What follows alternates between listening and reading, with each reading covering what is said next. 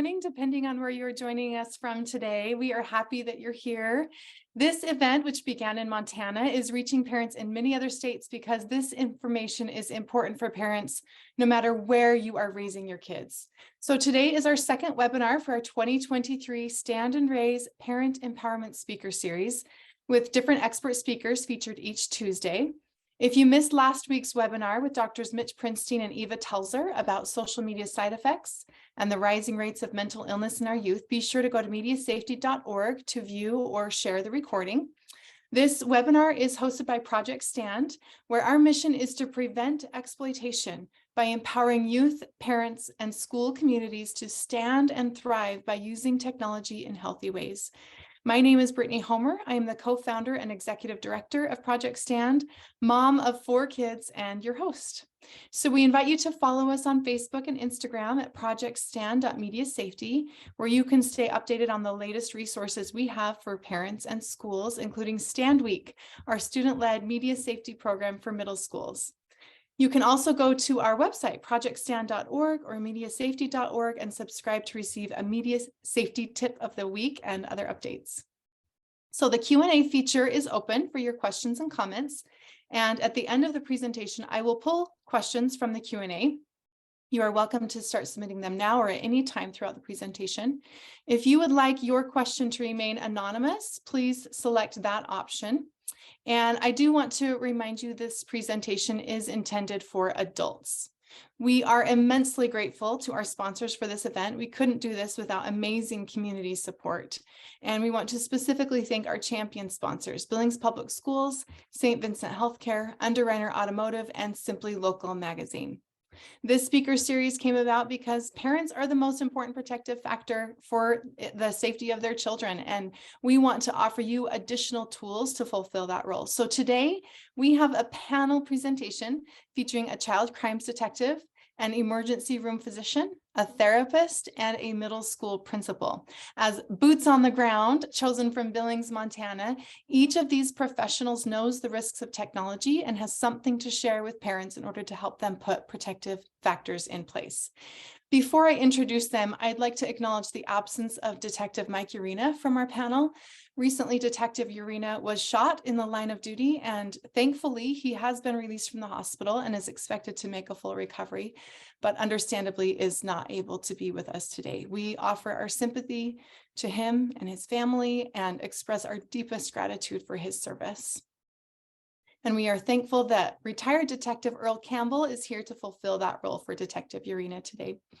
So the outline will go as follows. I will introduce one panelist at a time, giving them a few minutes to share some thoughts before introducing the next one. And once each of them has shared their thoughts, we will begin the Q&A. So we'll start with Earl Campbell today. He recently retired from law enforcement after 28 years as a sworn officer. For the last 13 years of his career, Earl was assigned to work online child exploitation investigations. And during this assignment, his primary role was initiation and investigation of child exploitation crimes, as well as increasing community awareness. Earl has received extensive training in fighting the online exploitation of children, including the use of specialized software, and as well as identifying areas of the internet utilized by predators. Earl has also received training from the United States Secret Service in computer forensics, mobile device forensics, and network intrusion investigations. In December of 2017, Earl was appointed to the Montana Information Security Advisory Council by then Governor Steve Bullock. So, Earl, what is it that you wish parents knew about technology? Well, thanks, Brittany. The biggest thing I think with technology is parent involvement. And one of the things that we've kind of lost with the internet is the old adage of stranger danger. People kind of get lulled into that false sense of security that because somebody's not, in the same room, same town, or even same country, that they can feel that they can do things that they wouldn't normally do, or they also lose that ability to, kind of read people and see what would be a danger to somebody walking by or something that would make people kind of second guess. Online, we forget about those things. The biggest thing, that we see with the lack of parent involvement is kids online with the different social networks and the gaming platforms and all of that. And it's, with the kids that are online, parents need to, one, they need to know what their kids are doing or what parts they're in or what apps they're using. And the other thing is they need to have their, their password and login for those apps and games so that they can truly see, what's happening and who their kids are interacting with, and, who's maybe approaching their kids. One of the biggest things that we hear in law enforcement is, well, I'm friends with my child on such and such a social network. Well, that doesn't really work, because you can still, the private messaging and all of the other types of contacts that people can have with kids that you wouldn't see as just being their friend. So, again, the biggest thing is making sure that you can see what their accounts are doing and see who they're talking to. Another thing is knowing, what networks, what apps they're using. A lot of it is the biggest thing that you can do is search online for those apps. We've always kind of seen that, younger kids are pretty excited to talk to their parents and tell them what they're doing and explain things to them. But as kids get older, they kind of get a little bit more secretive, and they're not maybe willing to share as much information or share, some of the things that they're doing or what certain apps will do. So I found that, Google or Bing searches or, whatever type of search engine you use, look at those apps and see what they're doing. My kids are older now, but one of the biggest things that we did was kind of a random device check. And, you go through a phone and see what your kids are doing and the different messages and that type of stuff that's going back and forth. One of the concerns we hear from parents is, well, that's my kid's privacy. And that's something that I disagree with, as far as, if your kid's under 18 and they're using a device, there's a lot of bad things that can happen with that device. And just as, parents wouldn't just let strangers come walking into their house, they shouldn't let strangers come walking into their, child's devices and not have, kind of any idea as far as what's going on. One of the biggest things that we also hear is, if I find something that my child is doing, now what do I do, or how do I deal with that? And, it's a hard question with, no real cut and dried answer. Some of the things that we would do is, we'd go through, and if we found messages that our kids had that we didn't like or that were inappropriate, I kind of treated it like work email. If the child received that and they didn't send it or they didn't ask for it, then they didn't get in trouble. But if it was something that they asked for or they forwarded, then they kind of owned it. And, at that point, then we would, take disciplinary action. One of the other things that I saw throughout the years of working online child exploitation is the discipline that kids get. Excuse me. We as adults kind of do a knee-jerk reaction when we find something on these devices, and immediately, take that device away. So that makes kids, more reluctant to let parents know when somebody, sketchy, if you will, got a hold of them, or if something happened that, they're not sure of. Our knee-jerk reaction for the safety of our kids is to immediately, take that device away from them. But, in this day and age, that's how kids, and especially teenagers, that's how they communicate. That's their social network is, everything online. That's how they find out what's going on. That's how they keep track of, what everybody's doing and where they're doing it and all of that. So they become more reluctant to let their parents know that something bad happened if they know that they're going to lose their device or somebody's going to have that reaction to just, take it away. So, almost kind of a progressive, way of disciplining or letting them know that if they let parents know, there's certain things that they won't get in trouble for. So you also have to kind of build that, that trust factor there. One of the biggest things that kids are still using and have been using for years is Snapchat. I would encourage anybody with a teenager to learn how Snapchat works, to Google, or Bing search, whatever search engine you use to find out, because there's several secretive features within Snapchat that if parents don't know about, you don't know that your kids are using that or what they're doing with it. And, one of the biggest things in Snapchat is an eyes only folder. And if you go into your child's Snapchat, If that folder is activated and they're using it, it asks you for a separate PIN code, which is completely a separate password from getting into the phone, to use the app. Everything else, it's a standalone. So if your child is using that or somebody's using that, then it'll ask you for a PIN code.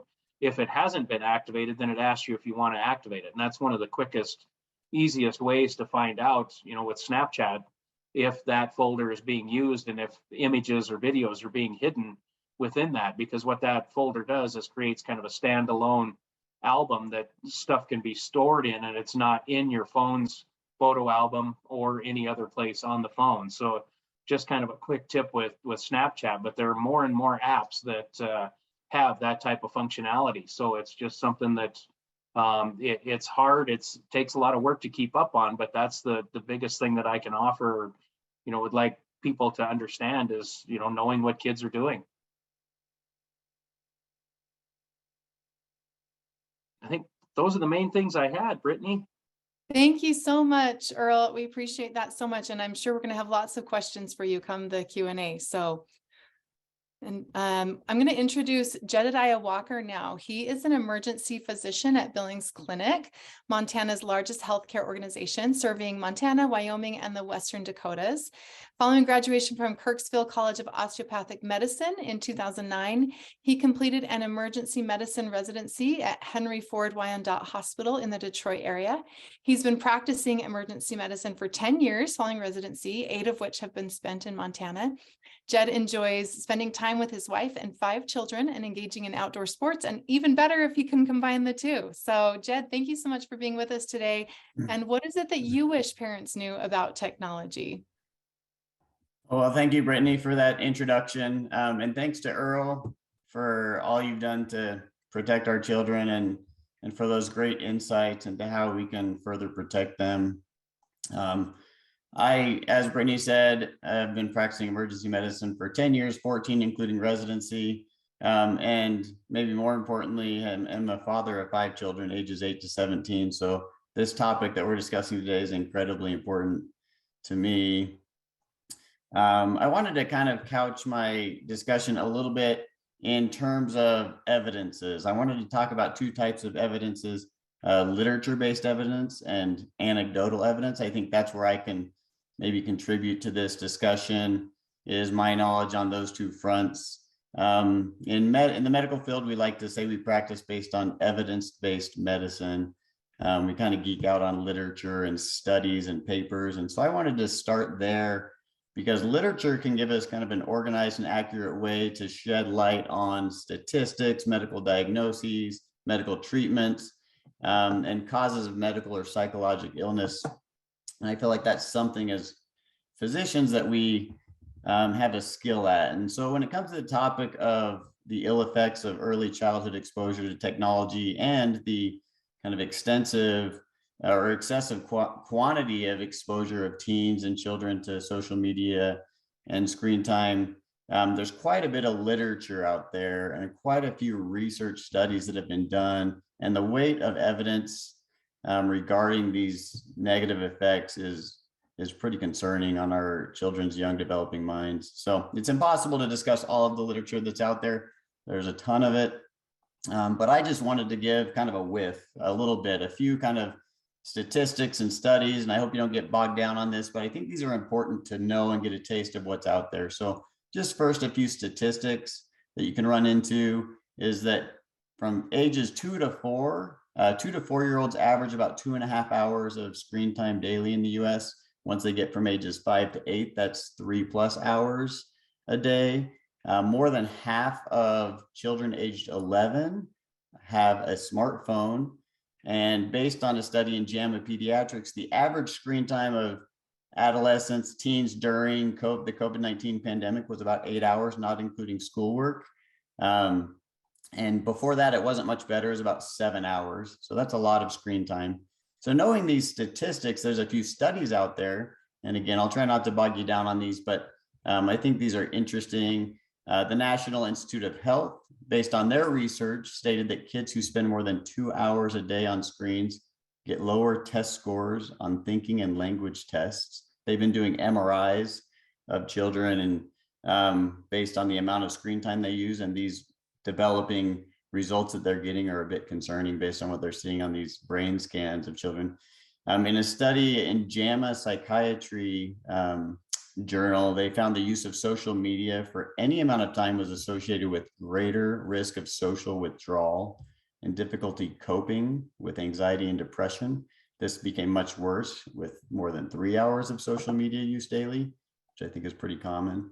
And then lastly, a systematic review from the British Medical Journal found moderately strong evidence for association with screen time and obesity, as well as higher levels of depression, and moderate evidence for poorer quality of life in our children and youth with screen time. So that's just a taste of some of the evidence that's out there. Certainly not a comprehensive review, and there's much more.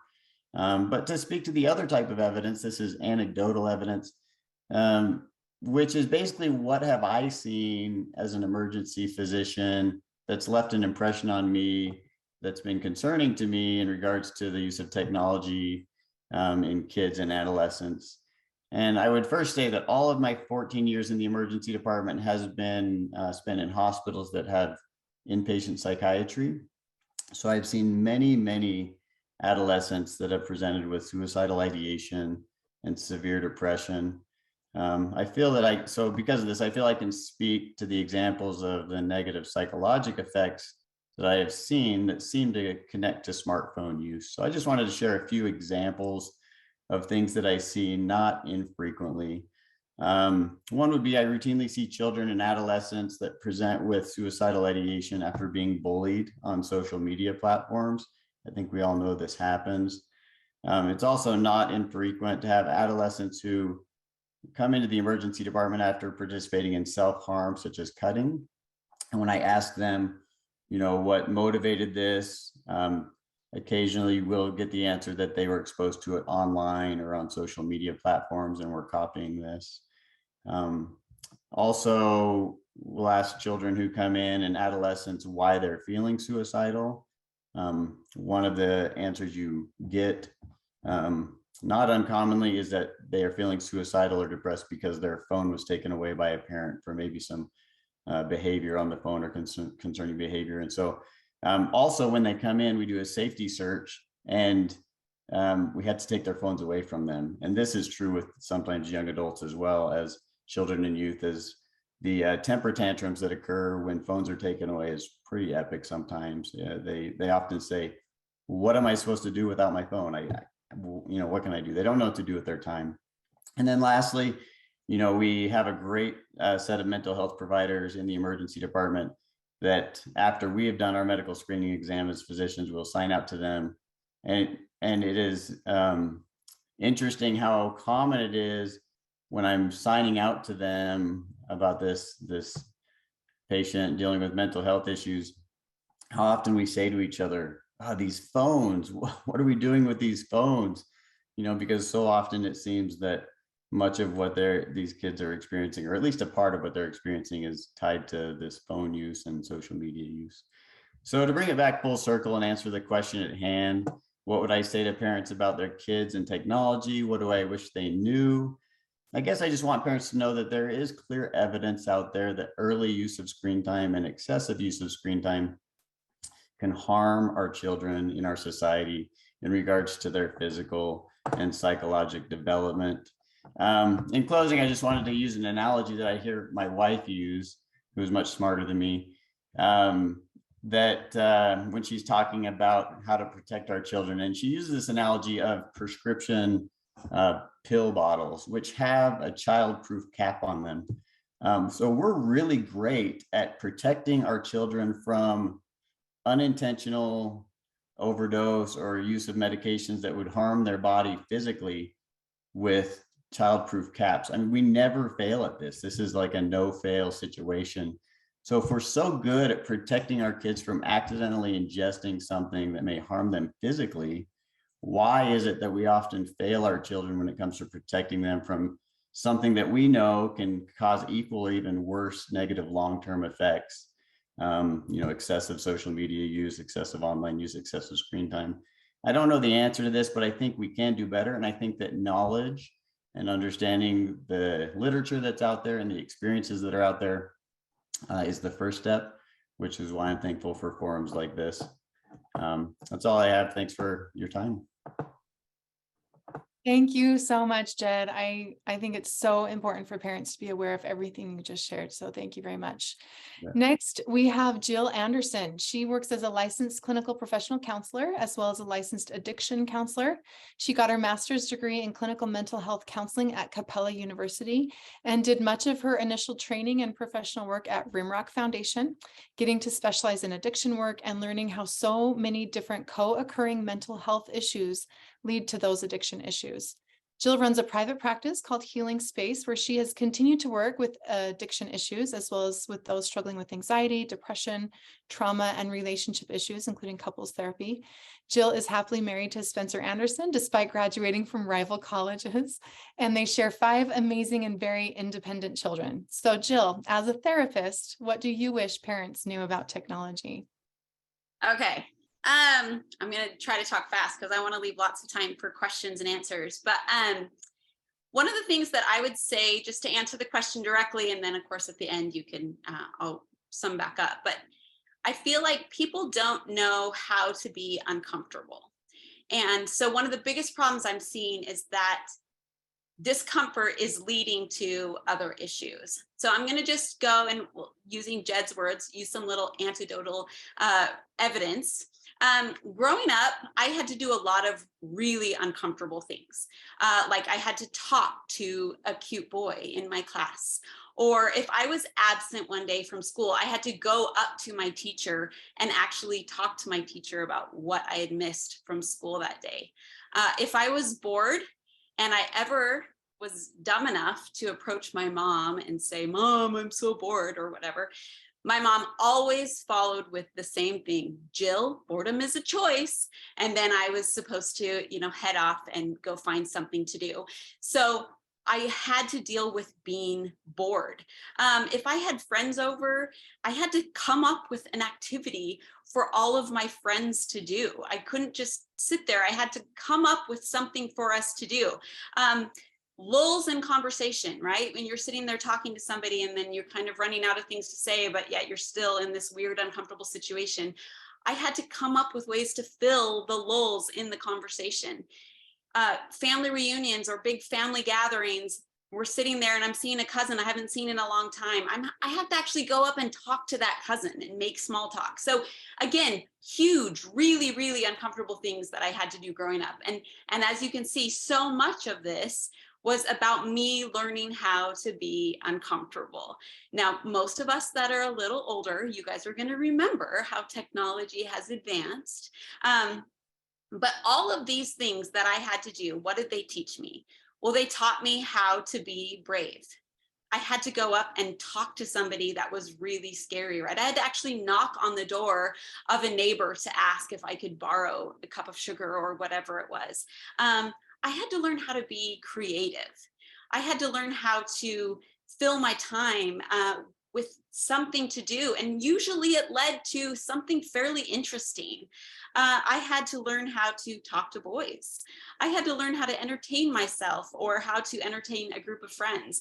I had to learn how to play games. I had to learn how to figure things out on my own. I had to learn how to build relationships one step at a time. I had to learn how to be uncomfortable and just sit in that discomfort, just sit in it. So now, back to the question, what does this all have to do with me being an addiction counselor or mental health therapist? What I am seeing a lot of in my office is a lot of people that have anxiety. Anxiety to walk into a store. Okay, I can't tell you how many people have anxiety just to go out in big social settings, whether it's a store or a party or a church or an AA meeting or something like that.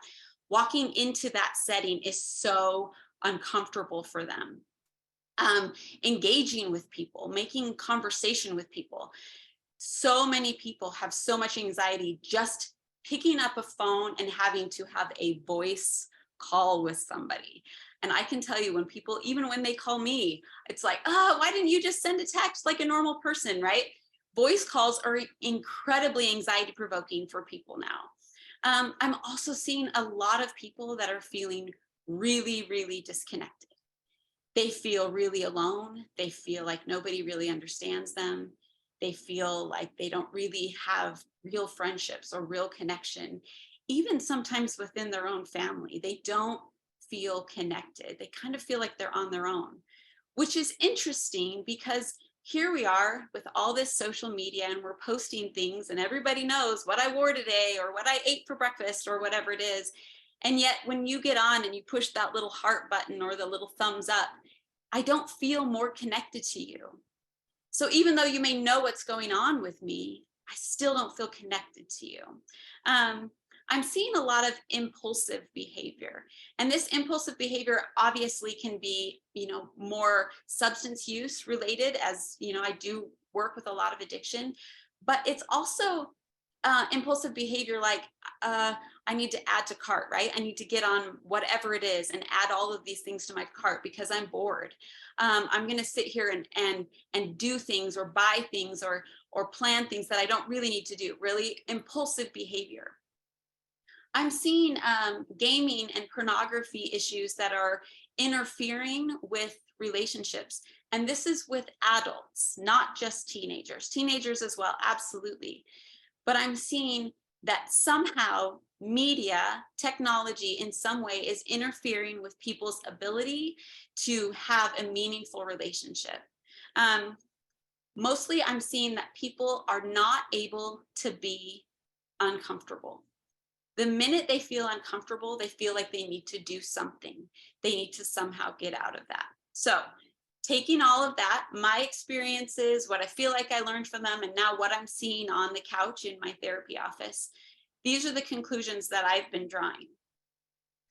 There are certain milestones that we naturally meet as we're growing up, talking to people, making eye contact, learning how to make small talk, learning how to be uncomfortable, right? Going up to our teacher and talking to them. And so many of these are being avoided now through the use of our magical little devices that we carry in our pockets at all times, right? Google Classroom, I can just get on that. I don't have to go and talk to my teacher. That cute boy over there, I don't have to talk to him. I can just snap him or send him a text or hope that he likes my Instagram post or whatever it is. I can avoid so much interaction because I just have this screen. I have sat with adults, some of them paying to see me, that the minute there's even a slight lull in the conversation, it's like a twitch, their hand twitches and they immediately pick up their phone and their phone is back in their face. So we are not developing and learning how to just be uncomfortable and go be brave and go have a conversation or approach someone that might be a little intimidating to us. Back when I used to hang out with friends, right? And I had to come up with something to do. Now I see it even with my own teenagers. Let's get together, we'll just watch a movie, we'll just play this video game. Or even better, right? You walk into a room filled with people that seemingly want to be together, and yet they're all on their phones. This happened to me just the other day, walking into a room and all of these different people were all in the same room and we're all on devices like this. And sometimes the people are interacting with other people in the room, sending TikToks back and forth, memes back and forth, texting or whatever it is. So they're interacting, but they don't even know how to interact in person. So they're feeling disconnected. Even when they get together, they don't feel connection. Making small talk. I talked to someone just the other day. They were sitting with their teenager for a long period of time and neither of them knew what to say to each other. So they just picked up their phones the whole time. No interaction. And yet they're both screaming for inside that connection with each other, wanting that relationship, and they don't know how to do it. Being bored. People don't know how to be bored. So we have to constantly feel it. What are we going to do next? What are we going to do next? You see it with a lot of women that I see that are so busy that they're overstimulated almost. They have too much to do. And it's like keeping busy somehow keeps them from having to just sit in their discomfort. You also see people sit down to watch a movie late at night, right? The movie's on and they still have their phone and they're scrolling even while they watch TV. So we have this overstimulation. People are unable to be uncomfortable. So one of the things you hear about all the time in therapy, people need to be mindful. You need to be mindful of your surroundings. You need to be mindful of who you are. You're mindful, right? Mindful is one of those catchy words. Well, how do we be mindful? We sit quietly in the space that we live. We sit quietly and listen to ourselves and figure out what we need and figure out what our thoughts are.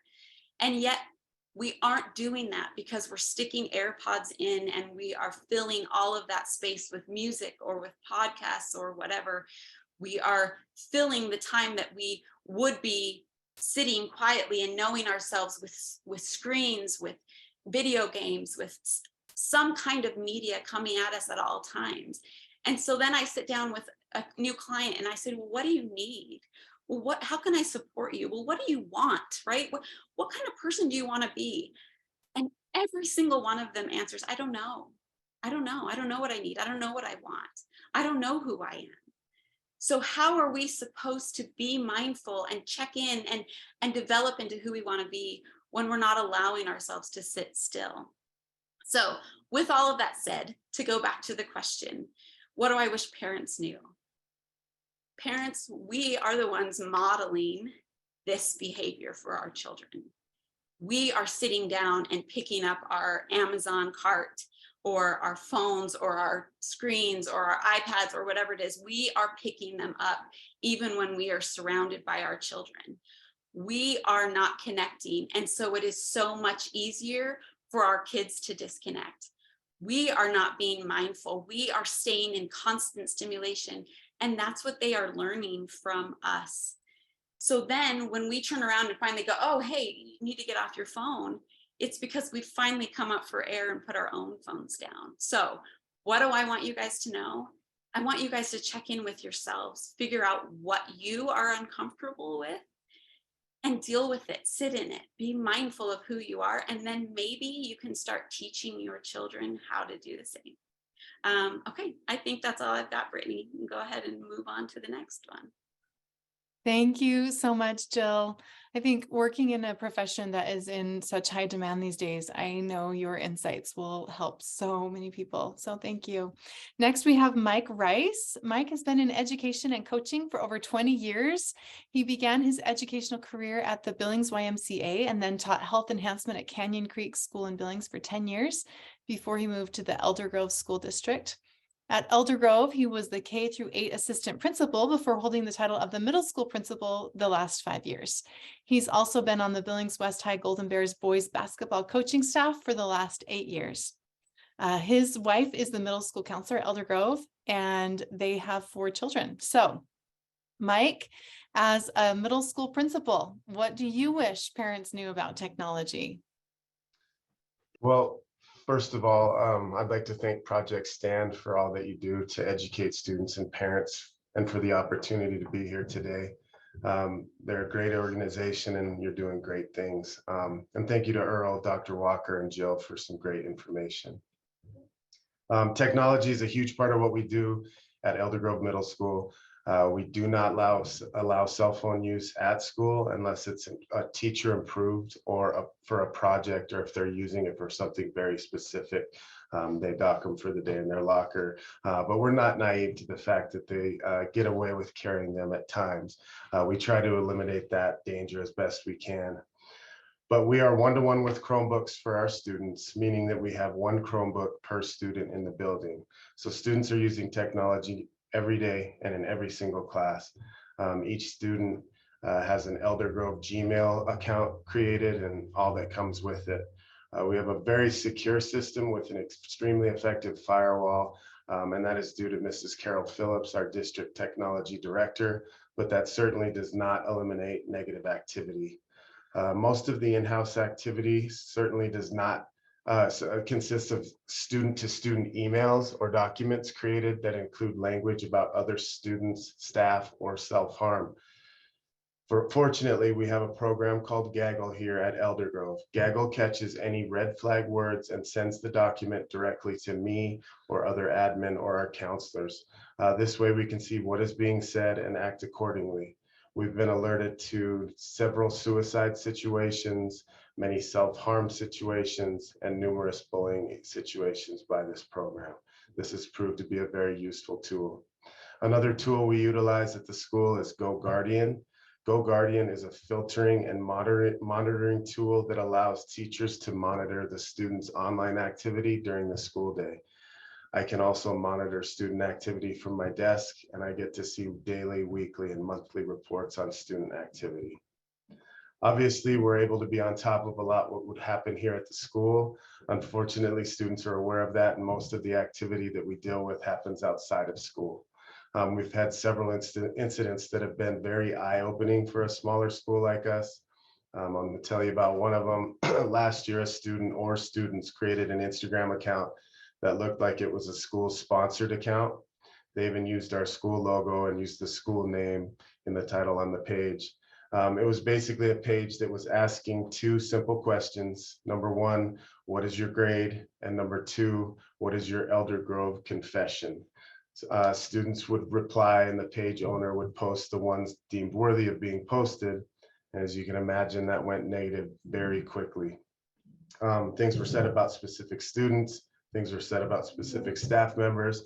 Once we discovered the page, I immediately contacted Carol Phillips, previously mentioned. She started her own investigation and reported this activity to the following agencies: MATIC, which is Montana Analysis and Technical Information Center, the FBI in Salt Lake City, IC3, which is Internet Crime Complaint Center, and then local authorities, which included Earl, who spoke earlier. My procedure in-house is to alert all of the parents of the students following that page, and then start questioning the students. This was a lengthy process, but most of these kids were blindly following this page. Although we were not ultimately able to identify the creator of the page, we were able to determine who responded with some of the more inappropriate answers and then handle those cases individually with the proper consequences. I think this brings up a frequently asked parent question for administrators or educators. Where does the school's responsibility lie with technology and social media activity done outside of school? In this case, since the school's likeness was used on the Instagram page, this is a very clear-cut case and the school is able to act aggressively. But with other situations, when it's just student to student or student group to other student group, the school's responsibility is not as clear. What I try to use as a way of determining this is if the threats or comments affect student life within our building walls, even if it has been posted on the weekend, then we can act on the activity. I'm often pulled into bullying or harassment activity on social media to help parents. More times than not, it trickles into our school and we are pulled in to help investigate and determine what's going on. So the question we're addressing today, what do I want parents to know? Parents, always screenshot everything in question that you have and encourage your students to do the same. This is very important. We encourage our students to do this as well here at the school. Parents, have your student dock their phone either in your room or a common area of the house at night. Phones should be turned off and phones should have a curfew. The sooner the age that this is started, the better habits this creates for them as they grow up. And if it's established the day that they get a phone, there's going to be much less conflict that was spoken about earlier by our panelists with phone rules or expectations. Parents, you should be checking your kids' phones at night. There are some awesome apps that help with monitoring your child's phones, such as Custodio, Screen Time, Net Nanny, Kaspersky Safe Kids, Unglue, Canopy, Bark, and Norton Family. However, you need to be checking these phones additionally at night. You also need to understand that kids have many ways to hide things in their phones. I have so many students who have Snapchat, TikTok, etc., other apps that their parents have no idea that they have it. And they even go as far to deleting it each night and starting it up each day. We're seeing more and more incidents with younger students. This is not just a middle school and up problem. Last week, we had an incident here in our district of a younger elementary student with graphic pornography videos on her phone. Most importantly, educate yourself and your children. By being here today, that's a huge step. Project STAND has been very educational for our students and parents. We have also had several other student assemblies here at Elder Grove to educate our kids. Hopefully your schools are providing education on technology, but these conversations need to be had at home as well. Project STAND does a good job getting those conversations going at home with their activities. The reason I praise them is we had an organization called Curate Hope come in and speak to our students, and they also provided a night before they provided a parent assembly, and we thought that'd be a great way to spark those conversations at home. But unfortunately, we only had about 20 parents show up for that parent night.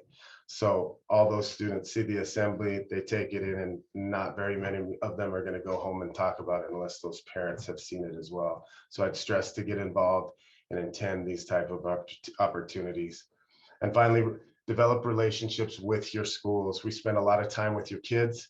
Many parents have my personal cell phone number and are able to contact me and reach out to me with anything. My job is to ultimately support you and your kids. This is a team effort. So make an effort to develop those relationships. I feel like some of that's gone away. Thanks for your time, guys. Thank you so much, Mike. I really appreciate what you've shared. I don't know about all of the other attendees. I'm sure I can speak for all of us that we are so grateful for you as professionals to come here and share with us what you have seen in your personal and professional experience. And so we're going to go ahead and open it up for questions now. We've had several questions come in. I want to start with Earl. You have seen, you've done a lot of undercover work with online child crimes. So when you create a new account posing as a child on social media, are you always contacted by a stranger, or what's been your experience with that? So it kind of a tricky question, but in a sense, it depends on what area we were trying to work as far as, how available we made those accounts. But almost 100% of the time, if we created a kid account and we wanted it to be found, we could put it out there. And yes, we were contacted by people literally from all over the world. Thank you. All right, this question is for Jill. Says, with the problems that you are seeing in your office, such as anxiety, non-connection, addictive behaviors, do you encourage your clients to quit cold turkey and then add a healthy amount of technology back in, or do you bring awareness and make goals to add to their daily life? What's your approach with that? A lot of this is based more on what their goals are, because as a therapist, I'm trying to help them get to where they want to be in life. And so depending on what the issue is. So for instance, I had a teenager recently that recognized an unhealthy connection with their social media. And so they deleted, in fact, it was Snapchat that they deleted it, and then we talked about it. How does that make you feel? How are you doing? And there was, it was crazy the amount of change that happened for that youth based on just making that decision by deleting that one app. Whereas I have other people that maybe are spending a little bit too much time gaming. Unfortunately, a lot of the games take money. And so some of my clients are not only struggling with too much gaming, but then also they're gambling in the course of this. And so for them, we, rather than going like cold turkey, we try to replace the games with something else that might be, it's more of a stepping stone, replace it with that other thing. And then they try to move from there. So again, it depends a little bit on what their goals are. But most importantly, if we understand why we're uncomfortable and what it is that we're trying to avoid, a lot of times we can actually address the real issue. I'll answer this really quickly by just saying my own story. I did something really stressful a few weeks ago. I was in a court case, and it was all on Zoom. And so the minute that I shut my Zoom, I like walked into the pantry and I start like grabbing snacks, right? Like I'm gonna just feed my anxiety. And I stopped and I'm like, what am I doing? Like I'm trying to eat healthy, I can't do the snacks. And so I immediately grab my phone and I start scrolling through Amazon, like, oh, there's got to be something I need to buy right now, right? Like what I was trying to do was avoid the discomfort of what just happened. And I was trying to avoid it through food and then through add to cart, right? And I know better, like I do this for a living. And so I stopped, I just paused. What is it that I'm really trying to avoid? And then I went and addressed what the real issue was.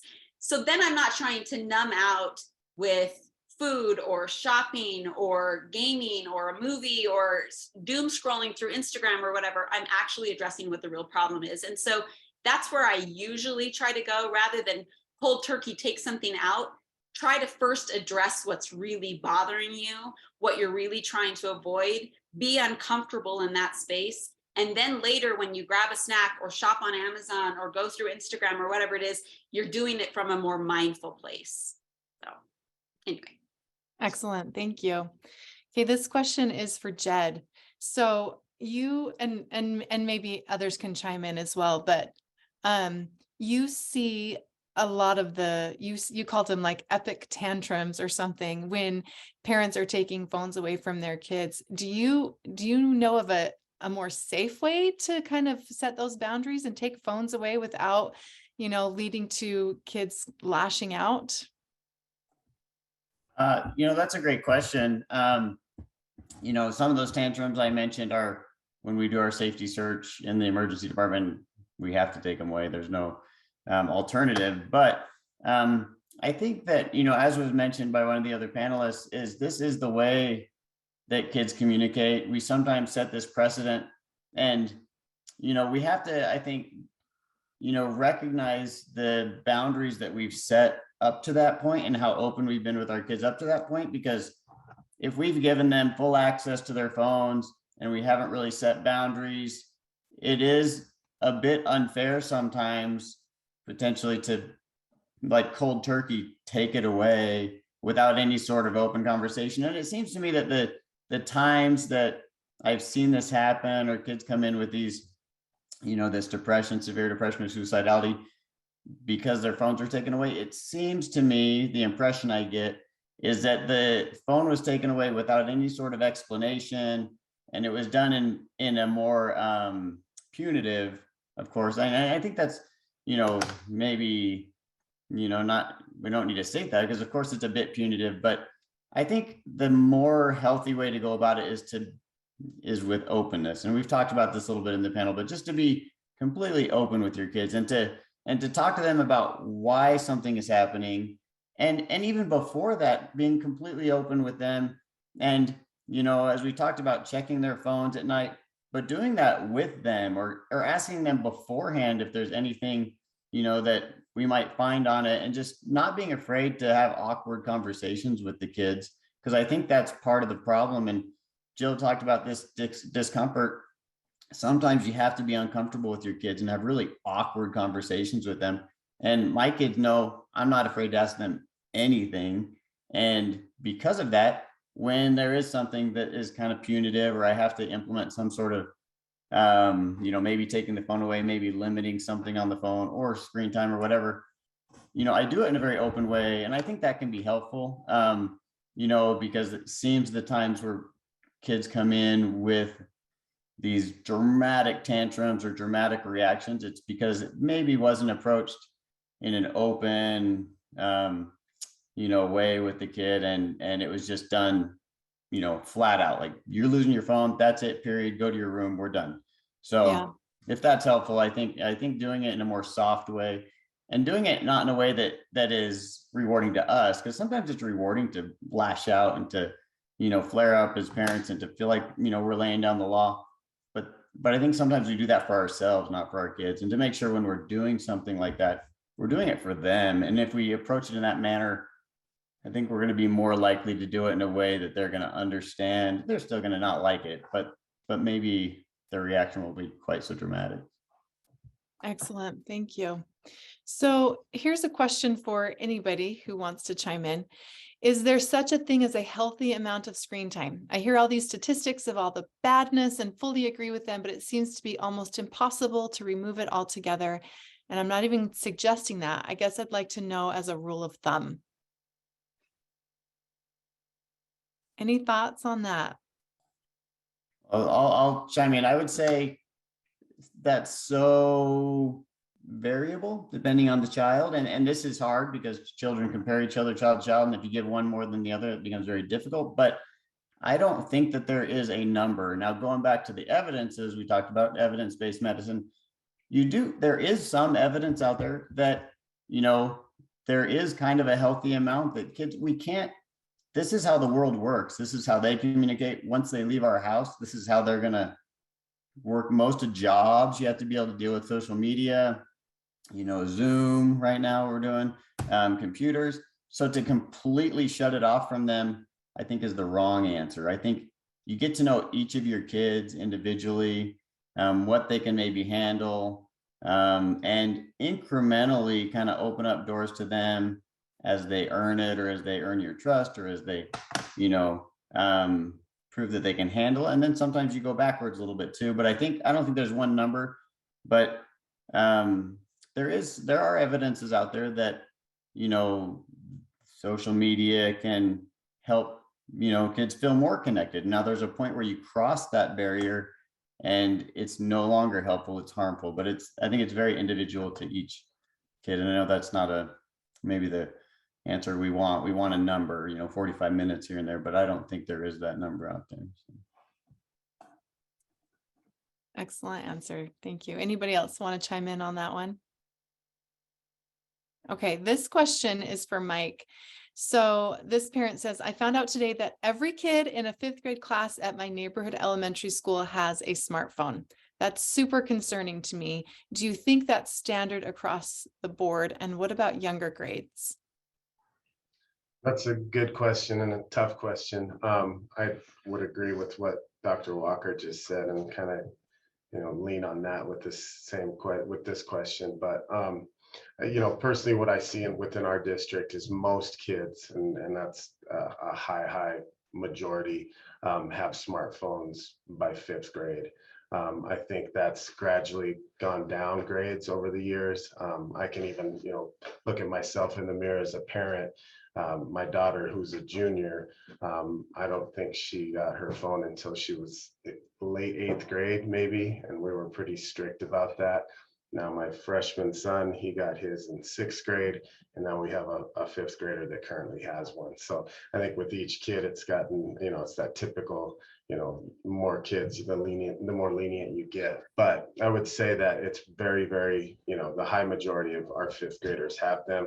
And, that does trickle down. We do have 2nd graders with smartphones. And while we really try to discourage that with parents, we've even reached out as principals. My counterpart across the street is Mr. Jesse Moore. He sent messages home to parents, just discouraging the use of smartphones that young. So I'd just say, personally, as a parent, you'll do what's right for your own kids. If you feel like they aren't quite ready for that at the 5th grade level, I would go with your gut 100%. Excellent. Thank you. Okay, Earl, this one is for you. So this parent says, are you saying that if a kid has a social media account, it's basically guaranteed that they have been propositioned for a nude or to engage in a sexual conversation with a predator? No, not necessarily. If I misunderstood the previous question, I apologize. I thought it was, had they been contacted? So no, it's not 100% that kids are going to be propositioned or, asked for nudes. One of the things that we did with our kids to try to, alleviate some of that contact and stuff was that they had to know all of their friends on social media in person. Like they couldn't just friend anybody and everybody because you have no idea who that is. But the more active kids are with social media and the more, different platforms they're on, of course, that raises the odds and raises the chances. But, just having those platforms and stuff does not guarantee that a kid's going to be approached. It just does, make them more accessible for that to possibly happen. Thank you. And I'll just mention that next week, our presentation will be specifically on predators from a representative from the National Center for Missing and Exploited Children. And so we'll be able to go even more into depth on the things that you've brought up just now. So thank you, Earl. Okay, so this question is for Jill. When parents make kids go to therapy, is it effective? And a follow-up to that, is there a type of therapy that's more effective for kids than others? There probably is a type that's more effective than others, and I am not an expert on that, so I don't know. I do know that there are quite a few of my colleagues and counterparts that specialize specifically in working with children.